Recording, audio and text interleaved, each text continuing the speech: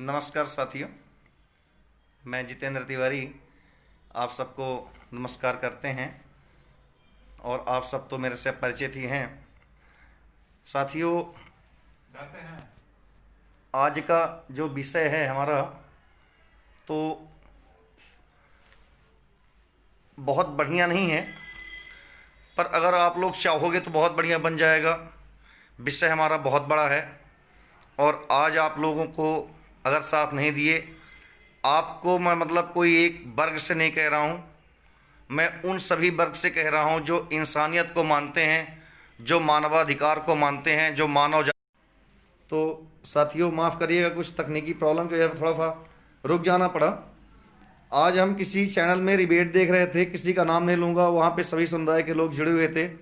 पर साथियों, जो भारत माता के सच्चे बच्चे हैं, जो 4 बच्चे भारत माता के हैं, हिंदू, मुसलमान, सिख और ईसाई, वो सभी सच्चे बच्चों से हमारा विनम्र निवेदन है कि आपके इस फेसबुक और अपना एक जो हमारा चैनल है द विंध्या भारत के नाम से, उसके चैनल में दोनों में डालूंगा अपनी सेम स्पीच, कोई कटिंग नहीं करूंगा, कुछ नहीं करूंगा, कोई मेकिंग नहीं करूंगा। सिस्टम सब आते हैं, पर मैं जैसा हूं, मैं पहले बताया हूं कि मैं जैसा दिखता हूं वैसा ही आपके सामने रहूंगा, और जो जितना दिखता है उतना बिकता है। तो साथियों, आज की डेट में सिर्फ और सिर्फ, जैसे मैं पहले दिन से कह रहा हूं, जिस दिन से किसान आंदोलन चालू हुआ है, कि ये भारत को खंड खंड करने की साजिश है। और इस साजिश में बताऊं कि 134 करोड़ आदमी है साथियों, तो इसमें सभी लोग नहीं शामिल हैं।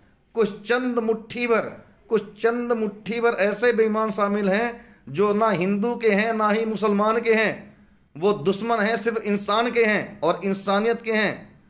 कोई जात नहीं होती है साथियों, सिर्फ 2 जाति होती है, एक होती है मनुष्य नर और दूसरी नारी।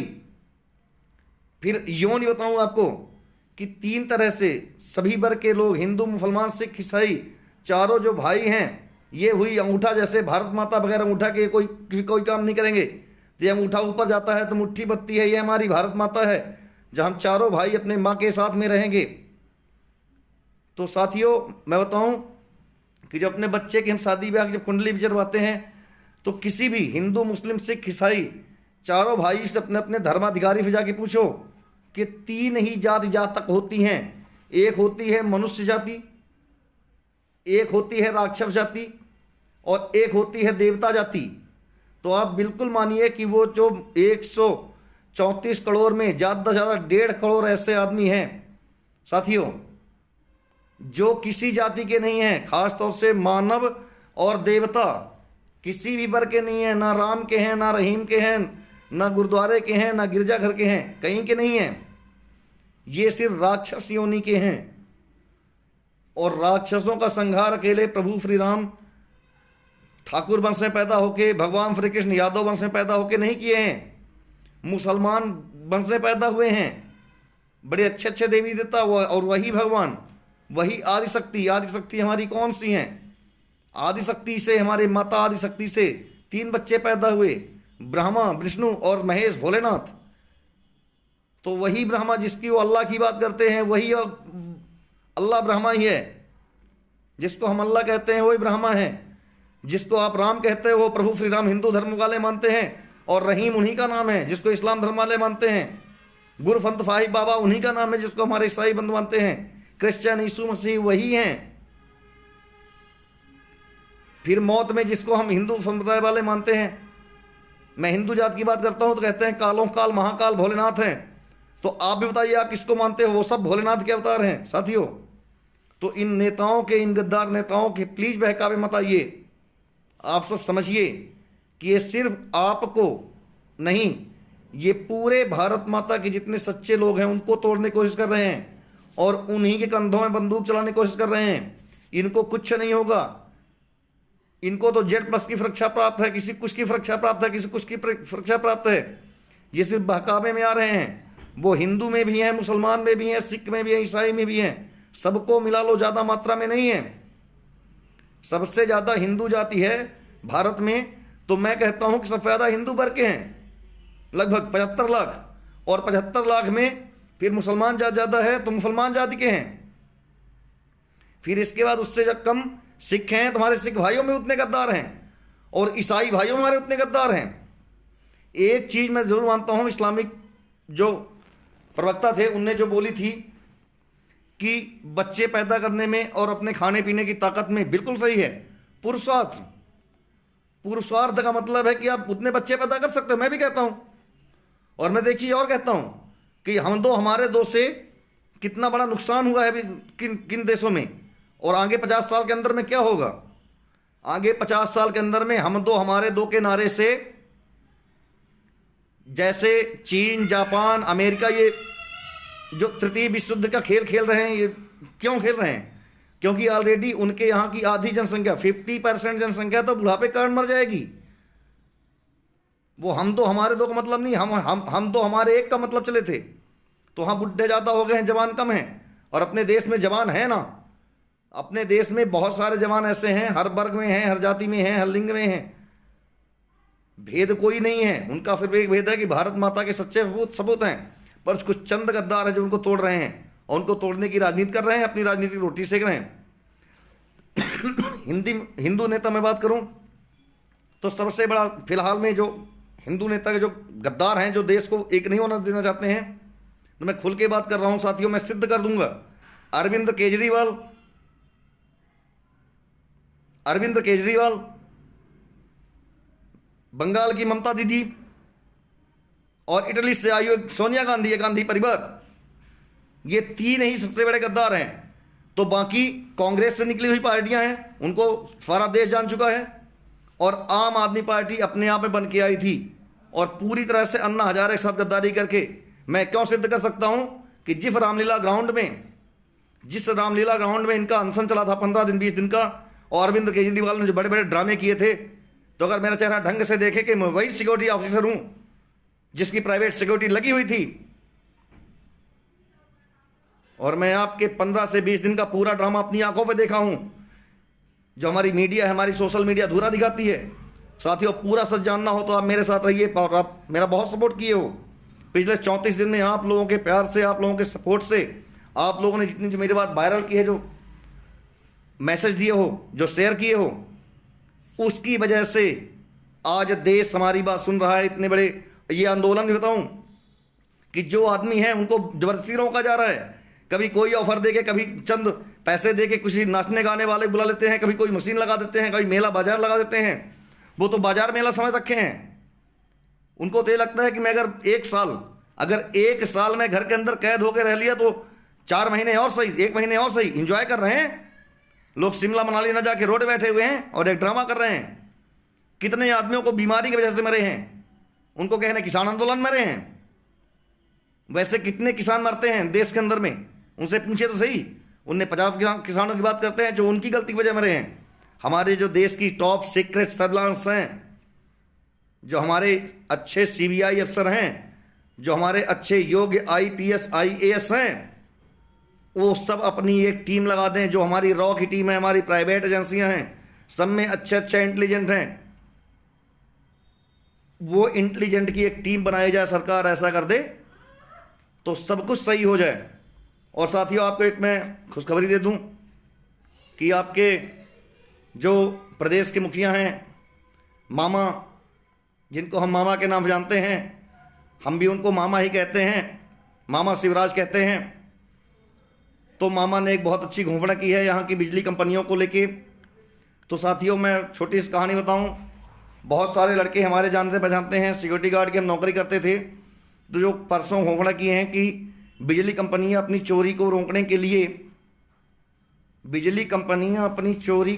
के लिए अपनी पुलिस सेलेक्ट कर सकते हैं। ASI SI के अंडर की जॉब उनको सरकारी जो कानूनी मापदंड होता है हम देंगे, पेमेंट वो देंगे। तो साथियों, जैसे अपने यहाँ तो एशिया का सबसे बड़ा पावर प्लांट सौर ऊर्जा लगा हुआ है, तो यहाँ तो बहुत बड़ी अपनी एक जो हमारे यंग लड़के हैं उनके लिए जॉब आने वाली है। तो सबसे पहले शिवराज जी से, अपने मामा से, क्योंकि मामा का मतलब 2 मामाओं का प्यार होता है, 2 माँ और माँ बन के मामा बनता है। तो अपने मामा जी से मैं ये कहना चाहता हूँ कि मामा जी, उस कंपनी में मैं भी कुछ दिन सुपरवाइज़र की नौकरी किया और मेरे साथ बहुत अच्छे अच्छे लड़के सुपरवाइज़र की नौकरी किए। पर कुछ चंद ऐसे गद्दार अफसर हैं जो चोरी करते थे और हम लोग उनकी चोरियां रोकते थे, तो हम लोग को चेंज कर देते थे, परेशान करते थे। उनके सारे प्रूफ मेरे पास में हैं। और जब मैं उनका सारा कच्चा टिच्चा ले जाके वहाँ के जो सीनियर अफसर हैं, मैं खुल के उनका नाम ले रहा हूँ, एक सतीश जी थे जो वहाँ के अकाउंट मार्केटिंग मैनेजर थे, और एक कोई ऐसे ही चेन्नई साइड के, उनका मोबाइल नंबर मेरे पास में साथियों, मैं कमेंट में उनका मोबाइल नंबर डाल दूंगा, थोड़ा नाम कंफ्यूज हो रहा हूँ। मूर्ति सर, पूरा नाम मेरे को भूल रहा है, पर मूर्ति सर थे, उनको मूर्ति सर ही कहते थे साथियों। मैं उनके पास एक एप्लीकेशन दिया कि साहब इस ढंग से चोरी होती है। ये सब चोरी अपने आप में बड़े अफसर करवाते हैं, जो कंपनियों के बड़े, कोई कंपनी नहीं चाहती कि हमारा नाम खराब हो, कोई कंपनी का मालिक नहीं चाहता कि हमारा नाम खराब हो, पर कुछ चंद ऐसे बिके हुए अफसर हैं कि जो स्वयं चोरी करवाते हैं। मैं अपनी आंखों से देखा, हमने अपने आंखों से पकड़ा। मैं वहाँ बहुत कम टाइम इन बेमानव चलतों में वहाँ नहीं नौकरी कर पाया साथियों, कि रोज ये चोरी करते थे। हमने अपने गार्ड्स की, जो हमारी जो गार्ड्स यूनिट है, हम वहाँ के उनके इंचार्ज थे। नाइट शिफ्ट में पेट्रोलिंग हमारी होती थी, 12 घंटे की ड्यूटी करता था, अपनी मोटरसाइकिल चलाता था। मैं पेट्रोल कन्वेंस देने के लिए बोले, जब भी किसी को नहीं दिए। इनको बेईमानी की फौज है, तो आज भी ये दिन रात बराबर ये पावर प्लांट को चोरी करते हैं, सरकारी माल का नुकसान पहुंचाते हैं, और जो इनके खिलाफ बोल देता है उसको चेंज कर देते हैं। और वहाँ के जो सिक्योरिटी ऑफिसर होते हैं तो इनके गुलाम होते हैं, इनके चमचेगिरी करते हैं, अपनी इनकी चमचेगिरी करके अपनी नौकरी बनाते हैं और अच्छे लोगों को भेज देते हैं। तो नुकसान सरकार की होती है। तो इसलिए सरकार से, हमारे मामा से हमारा निवेदन है कि पहले इसके बारे में सोचा जाए। और मैं बताऊं कि मैं वहाँ पे 4 से 6 महीने नौकरी किया था। वो जो कंपनी लगी हुई थी उसके फील्ड अफसर को मैंने बताया था कि सर ये सच्चाई है। वहाँ हमारे जो सिक्योरिटी अफसर थे, मैंने उनको बताया कि साहब ये सच्चाई है। बड़े शर्म की बात है कि बड़ी अच्छी नौकरी करने के बाद, बड़े अच्छे रैंक से, भारत सरकार इंडियन आर्मी की वर्दी पहनने के बाद भी वो भी छोटी छोटी बेईमानियां करते थे। अच्छा नहीं लगता था। जात के ब्राह्मण थे, मैं उनका नाम नहीं लूँगा, नाम इसलिए नहीं लूँगा कि ब्राह्मण है, नाम इसलिए नहीं लूँगा कि वो बड़ी छोटी छोटी चोरियां करते थे। गार्ड्स कम रखते थे। जो गार्ड 24 घंटे 36 घंटे ड्यूटी करता था उसकी पेमेंट काट के कुछ ऐसे गार्ड्स रखते थे फाल्स में, और उनकी पेमेंट फील्ड अफसर और ये दोनों मिलके खा लेते थे। तो उनका भी क्या हाल हुआ जब वो भी कुछ ऐसा काम कर दिए, क्योंकि नौकरी के 9 काम 10वां काम जी हुजूरी, और कंपनी का मालिक अच्छे आदमी का चुनाव करता है। पर जो 20 के अफसर होते हैं अपने चाचा भतीजों की फौज रख लेते हैं और सच्चाई मालिक तक नहीं पहुंच देते हैं, इससे पहले उसको भगा के रिस्टिकेट कर देते हैं। कह दिया भैया कल से तुम मत आना। फील्ड अफसर को फोन लगा दिए कि भैया कल से तुम मत आना। अरे सिक्योरिटी गार्ड की नौकरी है, गार्ड है, कौन इज्जत करता है गार्ड की। और मैं हमेशा अगर बोला हूं तो मैं यही बोला हूं कि एक वर्दी वाले की बहुत बड़ी इज्जत है। तो मामा से अपील करना चाहता हूं कि एक वर्दी वाले की सुनी जाए। वर्दी वर्दी होती है, चाहे प्राइवेट हो या सरकारी। जो वर्दी पहन लेता है उसको वर्दी की इज्जत करनी चाहिए। और हमारे बहुत सारे, नहीं, मुश्किल से 2% ऐसे हैं प्राइवेट में व सरकारी में भी कि कुछ चंद, ज़्यादा नहीं, 100 200 1000 500 की लालच में अपना ईमान खो देते हैं। पर 8 लाख उनके साथ क्या होता है, वही जो उनको रिश्वत खिलाते हैं वही उनको पकड़वा देते हैं। तो 4 महीने का उस टाइम का रिकॉर्ड बदबार का उठा के देखा जाए सर, जिस टाइम में हम लोग वहाँ सिक्योरिटी अफसर थे, हमारी टीम थी, एक ठाकुर साहब थे सीधी के सुपरवाइजर में, एक पांडे जी थे, 2 और फौज के तिवारी जी थे, एक हम थे, 5 आदमी सुपरवाइजर में थे। पांचों जात से अलग अलग थे, पर पंडित थे, योग्य थे, ईमानदार थे।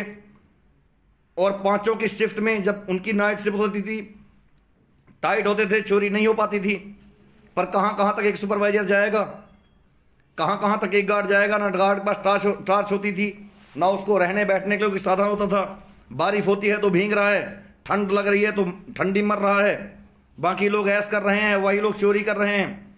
वर्करों से चोरी करवाते हैं, सुपरवाइजरों से चोरी करवाते हैं, और जो उनकी चोरी में साथ नहीं देता है, जो ईमानदारी की बात करता है, उसको भगा देते हैं। तो सबसे पहले इस चीज़ में ध्यान दिया जाए।